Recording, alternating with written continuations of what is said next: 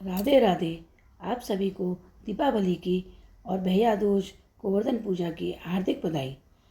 शिव का रूप बनाए कर आया दानव जान, पार्वती तत्क्षण वहीं हो गई अंतर्धान।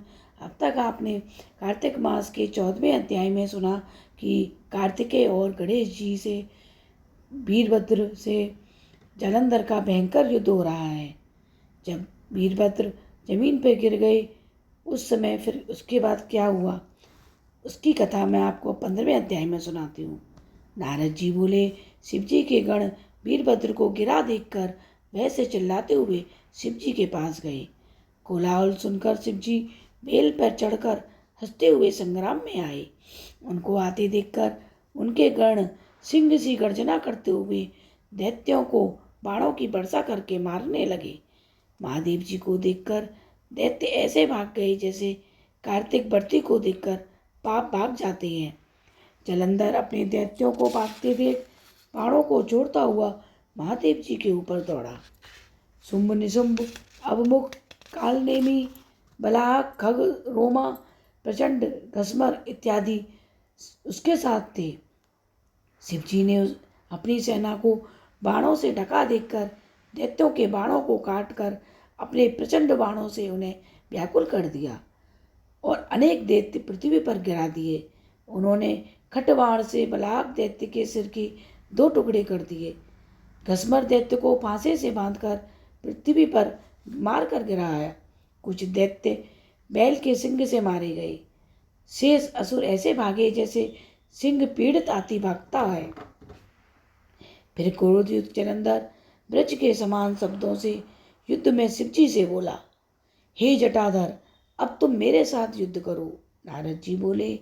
यह कहकर जालंधर ने महादेव जी पर पहले एक साथ 70 बाणों से फिर अपनी गदा का प्रहार किया। महादेव जी ने हंसकर अपने बाणों से उसके बाणों को काटकर उसकी गदा के टुकड़े टुकड़े कर दिए।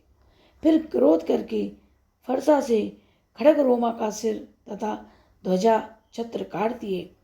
वह आयुधहीन होकर जब मुष्टि प्रहार करने को बढ़ा तो शिवजी ने बाण मारकर उसको एक कोस हटा दिया।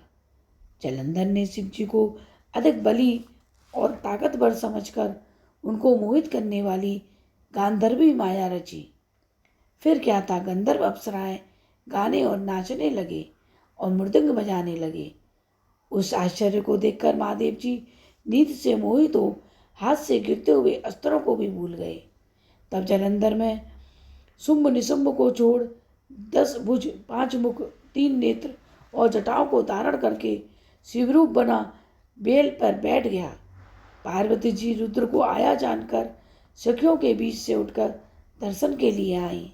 तब उसने सुंदर पार्वती को देखकर अपना मोहित हो गया और वह वहीं जड़ में खड़ा हो गया। तब गौरी दैत्य को जानकर शीघ्र ही वहीं से अंतर्धान हो गई। पार्वती गौरी समझ गई कि ये शिव नहीं दैत्य है। वह अंतर्धान होकर उत्तर दिशा में मानसरोवर चली गई। बिजली की चमक की तरह पार्वती को वहां से गई देखकर जालंधर युद्ध में शिव जी के पास गया। पार्वती ने उसी समय विष्णु जी का स्मरण किया। सोई विष्णु जी के पास आके उन्हें बस दर्शन दिए। पार्वती जी बोली, हे विष्णु, जालंधर दैत्य का किया दुर्मति का कर्म क्या आपको नहीं मालूम है कि उसने क्या छल किया है? श्री भगवान बोले, जैसे वह तुमको छलने आया है उसी प्रकार हम भी उसकी स्त्री के साथ छल करेंगे, क्योंकि उसकी स्त्री पतिव्रता होने से वह अब तक नहीं मर रहा। नारद जी बोले, विष्णु भगवान यह कहकर जालंधर के नगर को गए और रुद्र गंधर्व समेत युद्ध में स्थिर रहे। दैत्यों की माया हटने पर शिव जी को बोध हुआ। महादेव जी ने क्रोधित हो जालंधर पर चढ़ाई करी। तब उस दैत्य ने भी शिव जी को बाणों की वर्षा से ढक दिया। इस तरह कार्तिक मास के 15वें अध्याय की कथा समाप्त होती है और आगे अब मैं आपको 16वें अध्याय की कथा के बारे में सुनाऊंगी। आपको मेरी वीडियो अच्छी लगे और आगे की वीडियो के लिए प्लीज़ मेरे चैनल को लाइक और सब्सक्राइब अवश्य करें।